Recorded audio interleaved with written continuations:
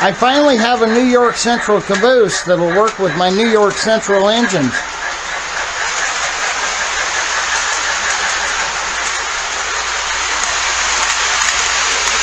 That's one I picked up Saturday. We'll talk about all of this stuff now that I've got everything unloaded from the truck.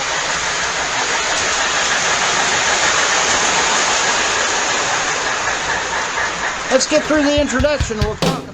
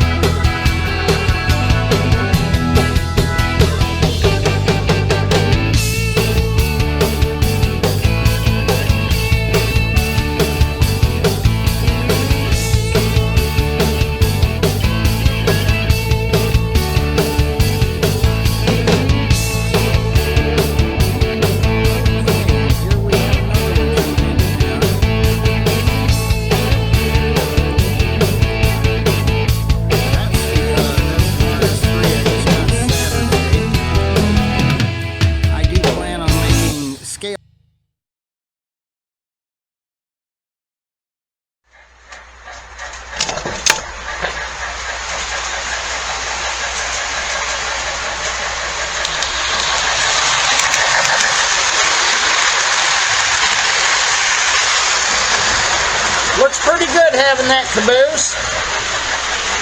And I'll tell you what, that's an MTH caboose.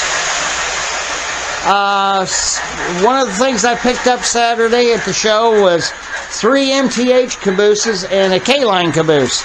All I got outside of that one engine were caboose. I picked up this Burlington Route caboose, the Northern Pacific and the New York Central, from the same guy I bought the Western Pacific F3 from. And I ran into some lady selling stuff, and she had this Lackawanna caboose in the box. These were all in the box. And I thought, gee, that would match my F units, wouldn't it? So she had a price tag of about $38 on that caboose, which is probably fair. But I asked her, you know, what would you take for it? She came down to, would you go for 33? And she said, what would you say? So I offered her 25. I didn't want to lowball her too bad. She took it. She said, you got it. Okay. So I got that caboose pretty cheap. Well, okay, for more of the going rate of your average O-gauge freight cars at a train sale. Not bad. The F unit. Okay, the F unit is not going to run because it is set up. It's got to be connected to basically a mothership. So let me get you about this F unit. Yes, it requires a mothership. This came in 3 unit packs in 1999. And it looked like K-Line had done it with both their F7s and their F3s. And this is it's a nicely detailed F3. There's no question of that. The thing of it is it came in an ABA set. And this is obviously the 3rd unit. This is actually what would have normally been a dummy unit, like on my Williams Lackawanna F units.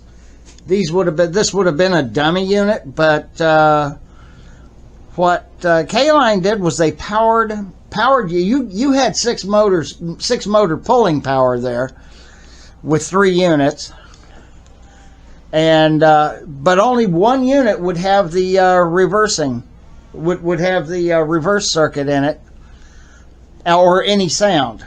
Well, this isn't that unit. This is like the third unit, the one that requires a mothership.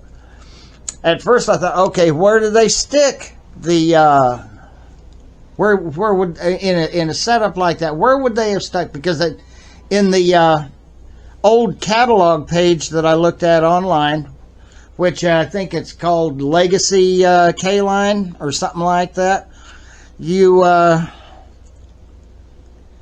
it tells you about buying this ABA set. The retail price, or MSRP, on it at the time was about $499 for the 3-unit set.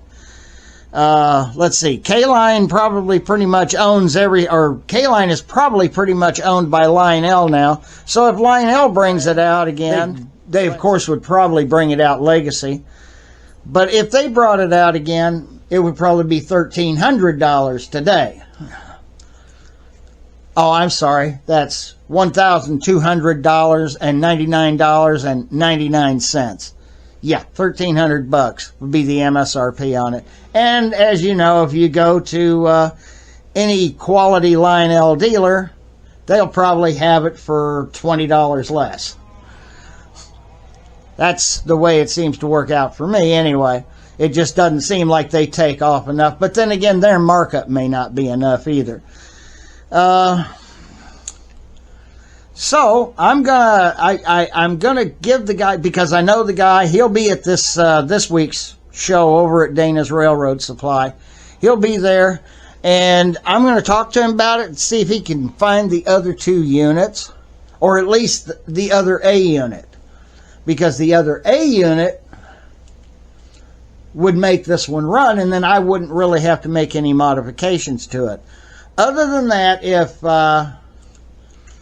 if he has somehow inadvertently over time sold that other A unit, then somebody's got the running unit, and either I got to get a reverse board for this unit and put it in, or I've got to get a bridge rectifier and just make it go forward only, which is basically with F units, that's all you want to do anyways, just go forward only. It is a powered unit. It does have motors, but it has no reversing circuit in it. It has no circuit board in it. And I thought, that's strange. Did somebody take that out for a reason? Were they trying to put a bridge rectifier in it? And I thought, well, I could go and put a bridge rectifier tether on the end, which would plug in to the other A unit, or the B unit, probably. And I thought, well, that should, it didn't dawn on me that they would run all 3 units with just one reverse circuit. But it makes sense also, because all your motors would be going the same way. Something like that.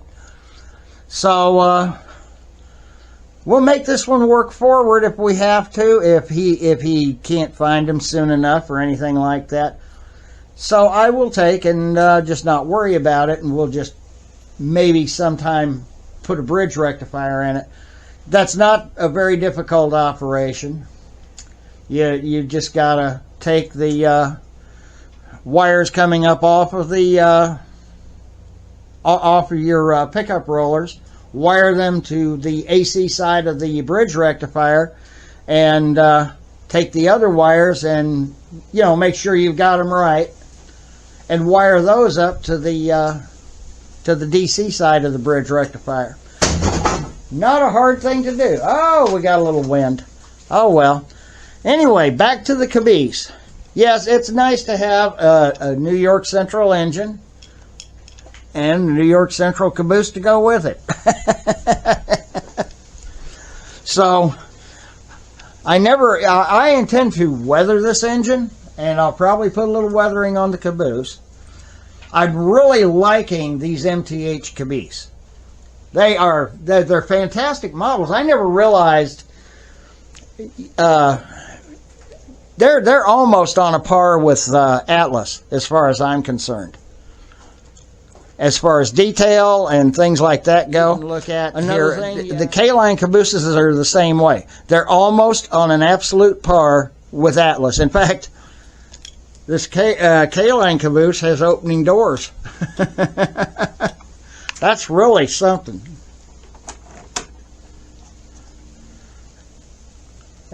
Like the standalone handrails, and all of these cabooses have that. They're not molded in. Well, maybe they are. No, they're not molded in. These were all Premier, so they were the more top of the line caboose. I got like 3 of them for $60, so I'm not complaining. And then of course I got that one for $25. They're nice engines, or nice cabooses. So I thought that somebody had already messed around with this locomotive and it was lost forever. But when I started doing some research on it, because I don't know everything about K-line, you know.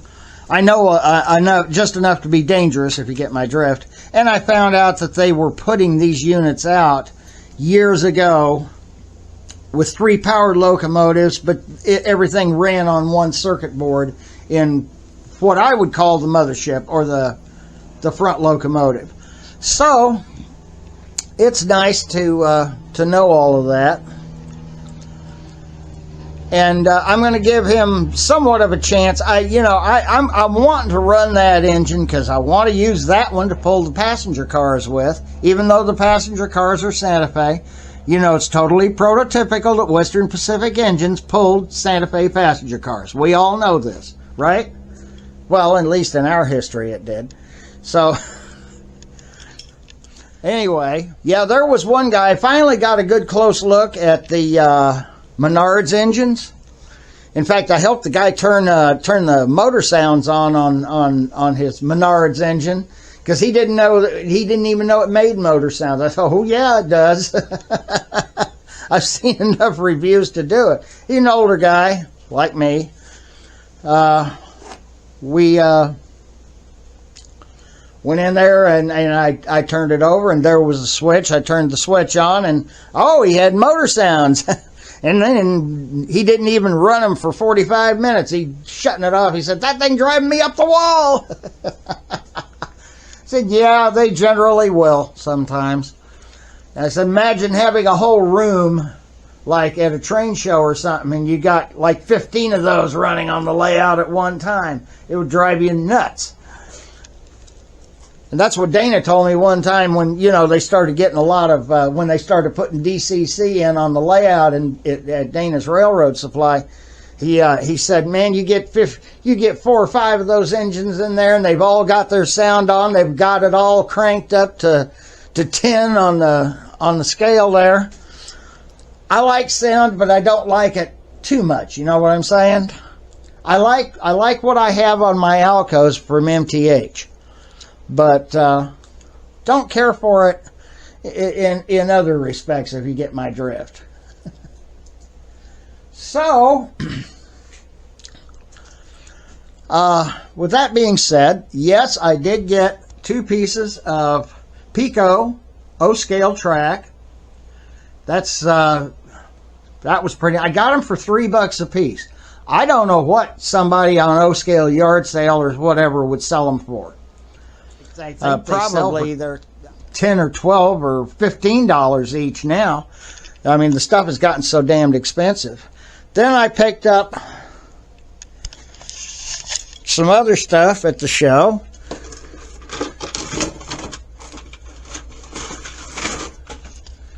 Let's see here. I got this, which, little details like that. There's a couple of little signals in there too. They're wired signals. Got that for a whole $5. Oh well, that's not bad. Picked up a bag of Pico track. There's a lot of straights in it, which is good. There's a lot of curves, which I don't care for because they're too sharp. Here's some figures. They're hobo figures.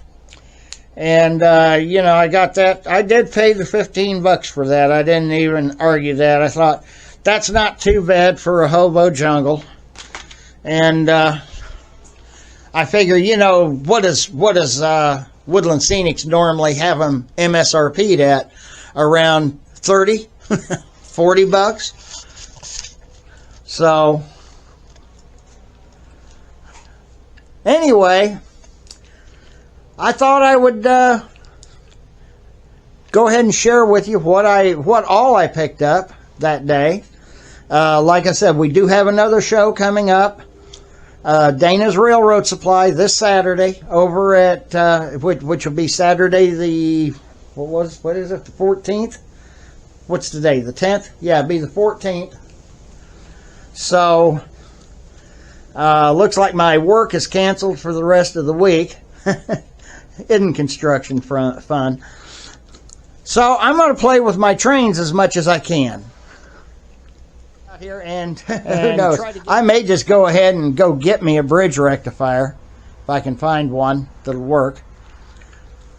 I have so many old computers sitting in the house right now, I could probably pull one out of one of those and kind of go with that. But I'll find a bridge rectifier someplace possibly and just get that F unit going and be pulling a passenger train with it. So, until next time, happy railroading.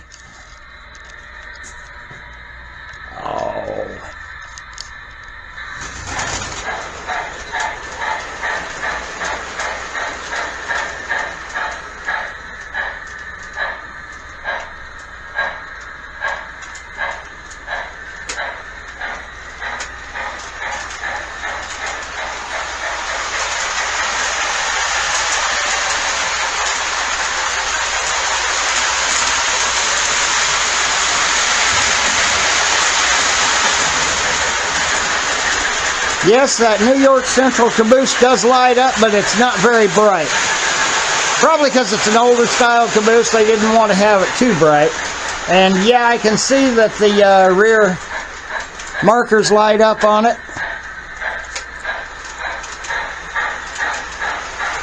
But